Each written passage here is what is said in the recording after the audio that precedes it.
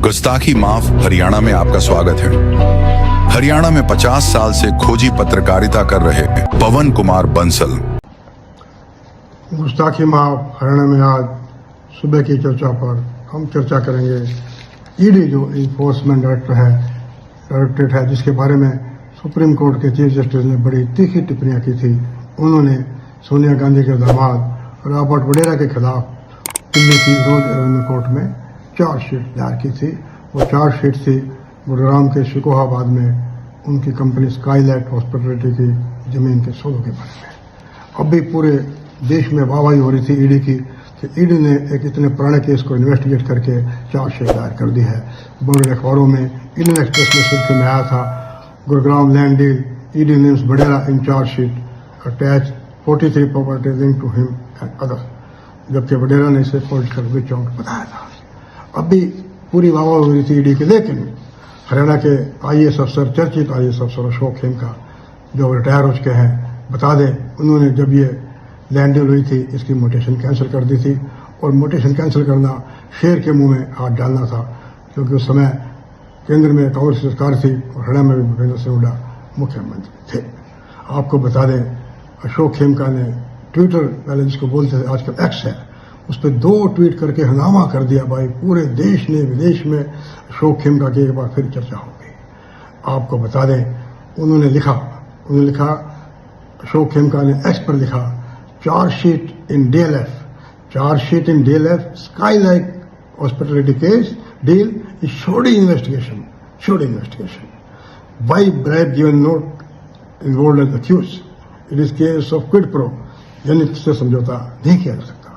उन्होंने लिखा कि जो ईडी ने चार्जशीट दायर किया है डीएलएफ स्काईलाइट हॉस्पिटलिटी रॉबर्ट वडेरा के केस में, ये इन्वेस्टिगेशन में गड़बड़ी हुई है और जिन्होंने रिश्वत दी उन्हें मुलजिम क्यों नहीं बनाया गया। उनका साफ साफ इशारा किस तरफ है, एक बड़े कोलाइजर की तरफ है। सारा देश जानता है, सारा प्रदेश जानता है, सब लोग जानते हैं। उन्होंने कहा जिसने रिश्वत दी उसे मुलजिम क्यों नहीं बनाया गया। उन्होंने कहा गड़बड़ ज़्यादा किया गया है, स्वीट डील हुई है, कुछ लोगों को बचाया गया है, जल्दी से समझौता किया गया है। उनके इस ट्वीट पर भी चर्चा जारी थी। अशोक खेमका ने एक और बम फेंक दिया भाई, जिससे पूरे हरियाणा की ब्यूरोक्रेसी में, आईएएस में बड़ी चर्चा है। उन्होंने लिख दिया कि स्काईलाइट हॉस्पिटलिटी को विवादों के बावजूद भी, जबकि लैंड टाइटल क्लियर नहीं था, इस आईएएस अफसर ने लाइसेंस दिया था, सीएनयू का लाइसेंस दिया था, उस पर हुड्डा सरकार, उसके बाद मनोहर लाल सरकार और नायब सिंह सैनी की सरकार, सभी सरकारें मेहरबान रही भाई। और उस अफसर को वो 30 के पत्र रिटायर हुआ और इन सरकारों की मेहरबानी से उसके खिलाफ कार्रवाई तो होना दूर की बात है, लेकिन उसे एक के बाद एक बड़े महत्वपूर्ण पद दे दिए गए रिटायरमेंट के बाद। अब भी वो एक किसी पद पर है, हालांकि उस पद का कोई महत्व नहीं है, सिर्फ कोठी कार और दफ्तर मिला हुआ है।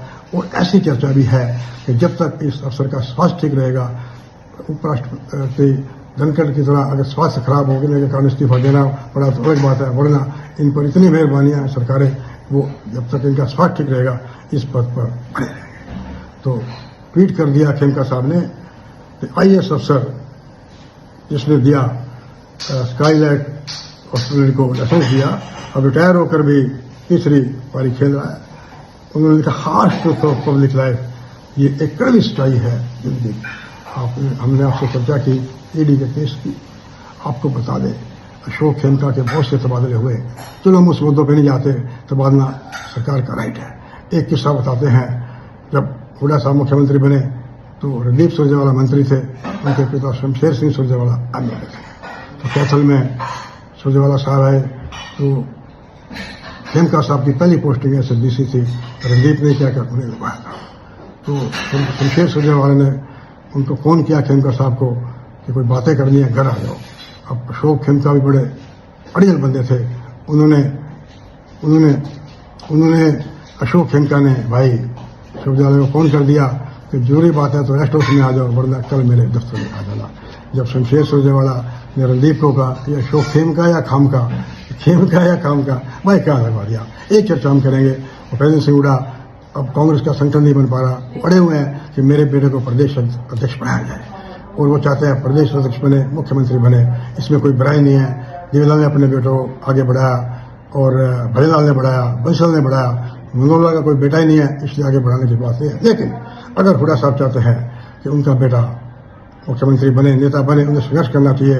अब उन्होंने कह दिया कि ये जो वडेरा वाला केस है उनके प्रति प्रतिशोध की भावना है, उनके खिलाफ जो 6 केस चल रहे हैं वो बदले की भावना से है। उधर विपक्षी आरोप लगाते हैं कि हुड्डा साहब बीजेपी से मिले हुए हैं, नरेंद्र मोदी से उनके खास संबंध है।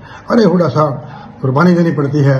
अगर नेता बनाना चाहते हो अपने बेटे को, अपने 37 MLA 5 MP के साथ राजघाट पर धरना दे दो कि मेरे खिलाफ पेशेंट नहीं होने चाहिए, जो मुकदमे हैं तो मुझे गिरफ्तार करो। क्या हुआ, एक बार गिरफ्तारी हो जाएगी, बेल हो जाएगी, नेता बनकर निकलोगे। चलो, नमस्कार।